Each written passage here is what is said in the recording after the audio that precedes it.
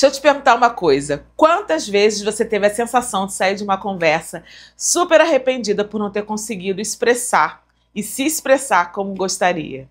Aliás, quantas vezes você se viu lá, mais uma vez, engolindo um monte de coisa que te incomodou e depois ficou se culpando por não ter falado nada? Se você disse muitas vezes e se vira e mexe, você tem dificuldade de se impor, de se expressar, esse vídeo aqui ele vai fazer muito sentido para você. Hoje a gente vai conversar sobre erros sutis que talvez você esteja cometendo sem perceber, mas que sabotam e muito a tua comunicação dentro dos teus relacionamentos. Papo super necessário para relacionamento saudável, tá?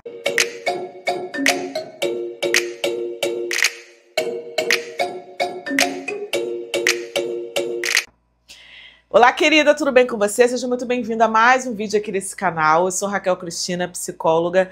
Prazer enorme ter você por aqui. Bem-vinda a esse canal que vai te desenvolver como mulher e como pessoa. Querida, antes da gente mergulhar nos erros propriamente ditos, eu quero alinhar com você uma coisa super importante.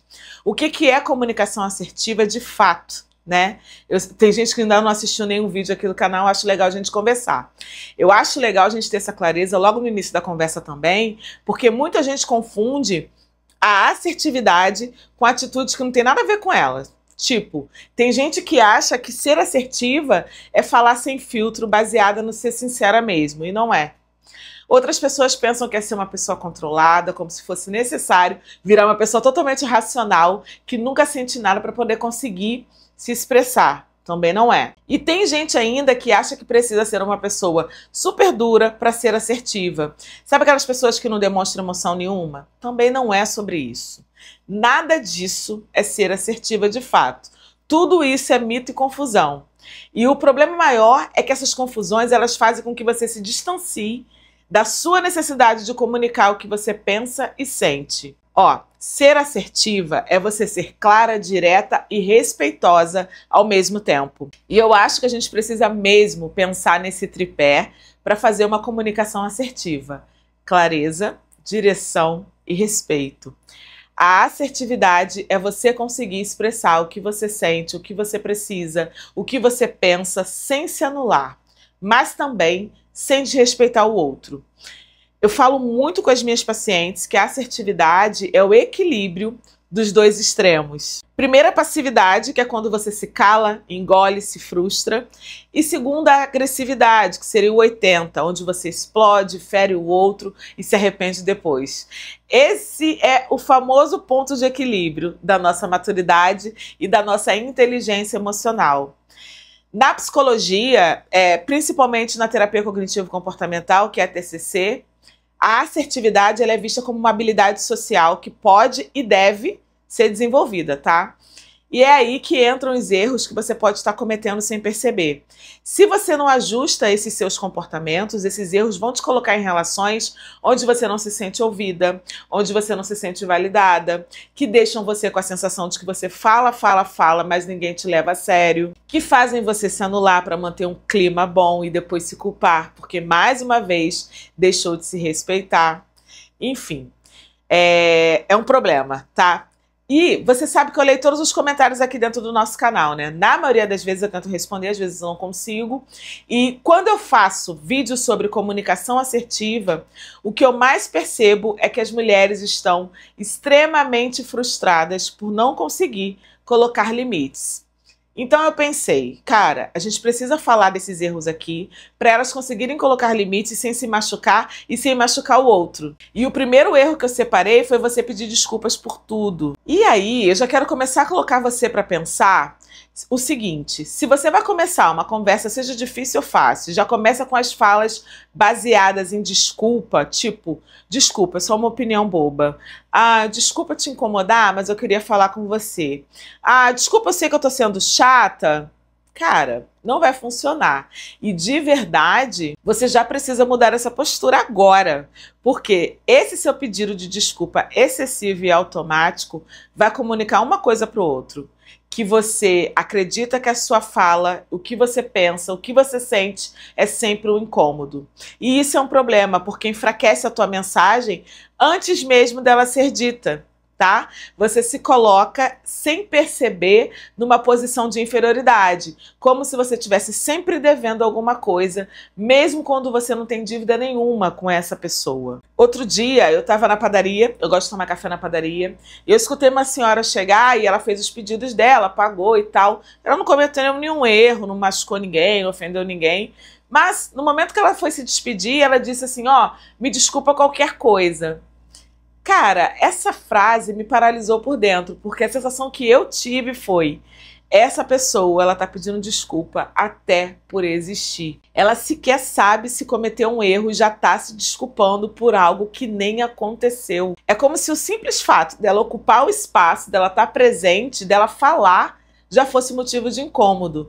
E eu não tenho dúvida nenhuma, como psicóloga, tá? Que essa postura dela, ou a sua postura, caso você tenha uma postura parecida com a dela, só mostra para o outro que você não se reconhece como alguém de valor. Que você tá o tempo todo se desculpando por ser quem é, por existir, por ocupar espaço no mundo.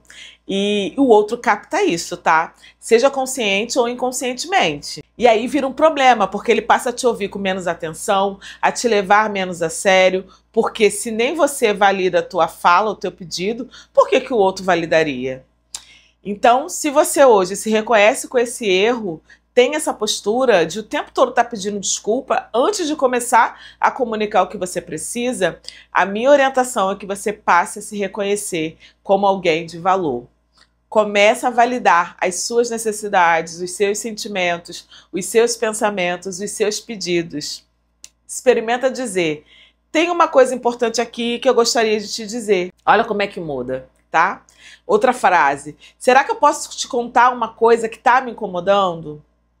Tá? Eu vou te falar, isso super funciona. Eu tenho exemplos aqui de consultório de pacientes minhas antigas que sempre começavam aquelas conversas difíceis que a gente precisa ter, e aí elas começavam assim: ah, desculpa, tá? Eu sei que eu posso estar exagerando, mas me incomodou quando você fez aquilo. E aí falei, cara, não. Porque assim, a gente precisa trabalhar essa troca para que você consiga se pautar na sua validação. E aí ela começou a ter frases mais assertivas para ter conversas difíceis. Eu lembro que uma vez ela disse o seguinte para uma pessoa que ela precisava lá pontuar: olha, quando aquilo aconteceu, eu me senti super desconsiderada. A gente pode falar sobre isso? E eu fiquei, uau, porque o resultado foi um salto gigante na forma como ela era ouvida pelas pessoas que estavam próximas, tá? E isso, de alguma forma, aumenta a nossa autoeficácia, aumentou a dela, e ela começou a se sentir mais segura para se posicionar em todos os ambientes. É um efeito meio que cascata, entende? Então, faz essa troca, porque eu tenho certeza que quando você começa a se validar e para de se desculpar, as pessoas tendem a te ouvir mais, porque aquilo que você está falando é legítimo, pelo menos para você, tá? Esse segundo erro que eu trouxe, ele é muito mais cometido do que você imagina. Só que ele é muito, muito imperceptível para quem está cometendo esse erro. Por quê? A pessoa ela não se dá conta que ela está agindo daquela forma. Ela só está considerando a visão dela de mundo. O erro é você esperar que o outro adivinhe o que você sente. Cara, isso não funciona. Eu conheço uma pessoa muito próxima até, que ela quase encerrou uma relação porque ela disse que não ia ficar falando uma coisa que ele já deveria saber. E, cara, eu fiquei pensando de verdade. E eu falei pra ela, você precisa falar. Aliás, anota isso. O óbvio precisa ser dito. Frases do tipo: se ele me amasse, ele saberia. Ele deve perceber que eu tô chateada. Tá na cara o que eu tô sentindo, eu não vou ficar explicando. Cria um muro gigante dentro dos teus relacionamentos. O outro, entende uma coisa, o outro não é mandinar, ele não tem obrigação de saber exatamente o que você está pensando e sentindo e qual é a tua necessidade. E aqui eu preciso te falar de uma coisa que é super importante, tá? Na psicologia, a gente vai entender esse teu padrão de funcionamento como uma distorção de pensamento, tá? Que se chama leitura mental. Essa distorção é onde você acredita que o outro supostamente deveria saber o que está se passando na sua cabeça, mesmo que você não tenha expressado absolutamente nada.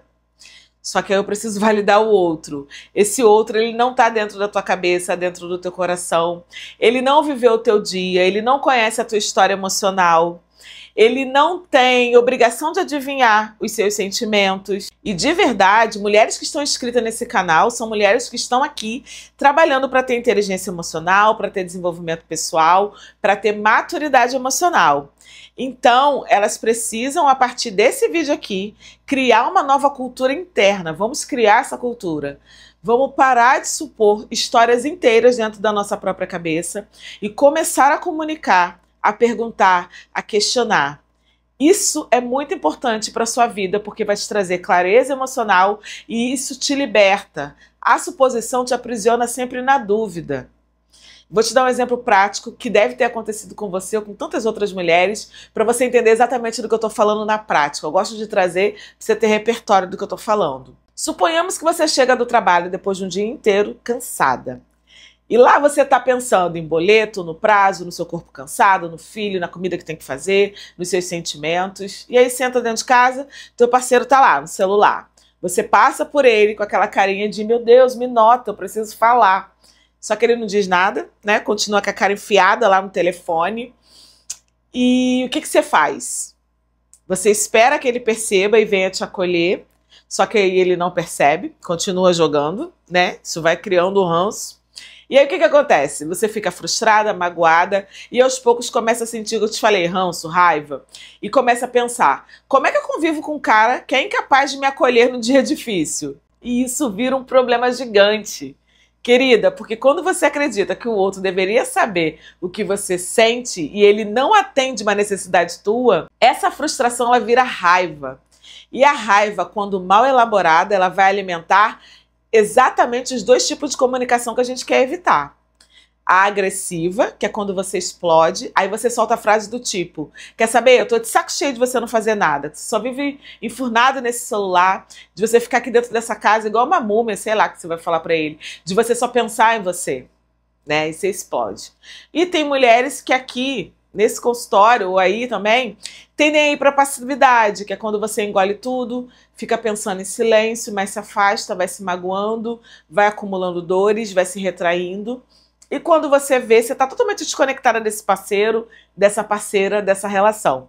Ou seja, esse erro aparentemente pequeno de esperar o outro perceber é o gatilho para dois extremos da comunicação disfuncional. Só que tem uma forma de agir nessa relação, uma forma assertiva. Você poderia dizer, poxa amor, estou me sentindo super sobrecarregada, será que você consegue me ajudar agora? Ou então você poderia dizer, você não tem noção, mas hoje o meu dia foi muito puxado. Posso compartilhar um pouquinho com você? Entende como a gente troca pela assertividade? E a assertividade, ela vai ser sempre o caminho do meio. Não é sobre silenciar e nem sobre explodir. É sobre você comunicar com clareza, antes da tua frustração virar raiva e esse ressentimento. Bom, hoje eu trouxe esses dois erros, que são os erros que eu mais vejo acontecer no dia a dia, com as mulheres que eu conheço, aqui na minha prática clínica, dentro do meu consultório, na minha vida pessoal, porque sim, eu já fui essa pessoa de supor, de imaginar, e eu sei o quanto isso atrapalha a nossa assertividade. E eu sei que são comportamentos pequenos, mas com consequências enormes, porque eles afetam a forma como você se vê, afetam a forma como você enxerga o outro, o teu relacionamento. E eu sei também que se você ficou até o final desse vídeo, é porque isso te pega num lugar muito importante. Pensando nisso, eu vou deixar aqui na descrição um material para você começar a colocar tudo que eu falei em prática, porque eu vivo te falando uma coisa. Não sei se você já pegou. Não adianta assistir um vídeo incrível se você não começar a praticar o que você aprendeu. Então eu vou deixar os exercícios aqui para você começar a ter mais assertividade e parar de errar nesses dois pontos no dia a dia, tá? E se esse vídeo aqui ele fez sentido para você, curte ele para eu saber e me conta aqui nos comentários. Vamos trocar uma ideia aqui. Qual desses erros você mais se identificou? Um ou dois? Ah, e mais do que isso, qual deles você vai começar a corrigir ainda hoje? Quero saber para eu poder te ajudar de alguma forma. Compartilha também esse vídeo com uma amiga que precisa aprender a se posicionar de uma forma mais assertiva. Tem uma playlist que está ficando incrível sobre esse tema, vou deixar ela aqui. E se inscreve no canal, porque todos os dias eu trago conteúdos terapêuticos para te ajudar a se desenvolver como mulher e como pessoa. A gente vai se ver em próximos vídeos. Um beijo no teu coração e até!